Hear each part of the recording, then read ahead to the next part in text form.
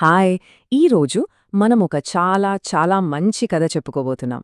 ఇది ఒక చెట్టు గురించిన కథ. కానీ ఇది మామూలు చెట్టు కాలండోయ్, ఇది ఒక మాయా చెట్టు. అందరికీ సహాయం చేసే ఒక మంచి మనసున్న చెట్టు. మరి ఆ కథ వినడానికి రెడీనా?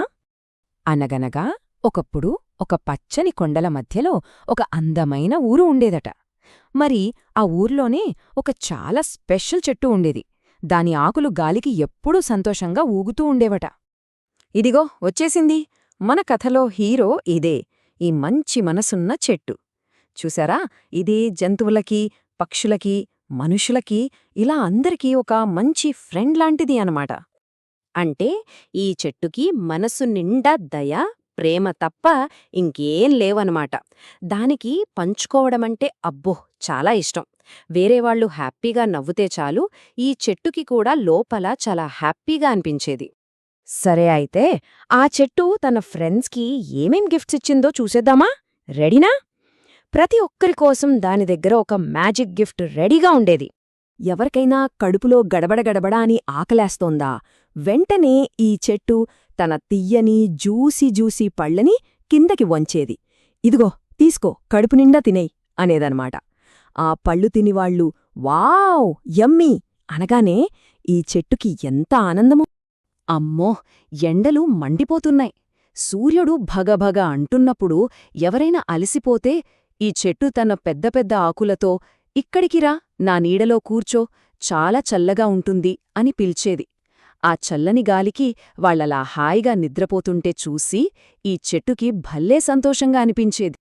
అయ్యో, చలికాలం వచ్చేసింది, అందరూ భర్ర్ అని వణుకుతున్నారు. అది చూసి చెట్టుకి బాధేసి తన గట్టి కొమ్మల్నిచ్చేసి వీటితో మంచి వెచ్చగా ఇల్లు కట్టుకోండి అని చెప్పింది. ఆ ఇళ్లల్లో అందరూ ఫ్యామిలీతో హ్యాపీగా ఉండటం చూస్తే ఈ చెట్టుకి చాలా గర్వంగా ఉండేది.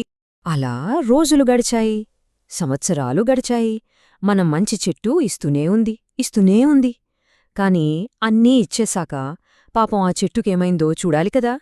చూడండి, మొదట్లో చెట్టు ఎంత పచ్చగా, నిండుగా, అందంగా ఉండేదో కదా.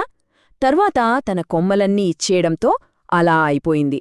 చివరికి తన దగ్గరున్న ప్రత్తీదీ, ఆకులు, పండ్లు, కొమ్మలు అన్నీ ఇచ్చేశాక చూసారా, కేవలం ఒక చిన్న మొద్దులా మిగిలిపోయింది.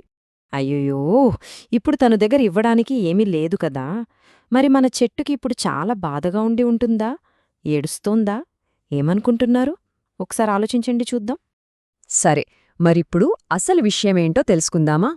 ఆ చెట్టు సంతోషం వెనుక ఉన్న అసలు సీక్రెటేంటో చూద్దాం పదండి. లేదు, అస్సలు బాధపడలేదు. ఆశ్చర్యంగా ఉంది కదా. ఆ చెట్టు ఏడవలేదు, బాధపడలేదు. ఇంకా చెప్పాలంటే అది చాలా హ్యాపీగా ఉంది. చూడండి ఎంత ప్రశాంతంగా ఉందో. ఎందుకంటే ఆ చెట్టుకి అసలైన సంతోషం తన దగ్గర ఏముంది అనడంలో లేదు, తన పండ్లలోనో కొమ్మలలోనో కాదు. తన నిజమైన సంతోషమంతా ఇతరులకు హెల్ప్ చేయడంలోనే ఉంది. ఇవ్వడంలో ఉండే ఆనందమే వేరప్పా. అందుకే ఈ కథ మనకు ఒక ముఖ్యమైన విషయం నేర్పుతుంది. అదేంటంటే, నిజమైన ఆనందం తీసుకోవడంలో కాదు, ఇవ్వడంలోనే ఉంటుంది. మనం ఇతరులకు ఏదైనా ఇచ్చినప్పుడు మన మనసుకి కలిగే సంతోషం దేనితోనూ పోల్చలేం. మరి మనం కూడా ఈ మంచి చెట్టులా ఎలా ఉండగలం? మన ఫ్రెండ్స్కి, మన ఇంట్లో వాళ్లకి ఎలా హెల్ప్ చేయగలం? అది చిన్న హెల్ప్ అయినా పర్లేదు, దానివల్లొచ్చే ఆనందం చాలా పెద్దది. ఆలోచిస్తారు కదా. సరేనా? మరో మంచి కథతో మళ్ళీ కలుద్దాం.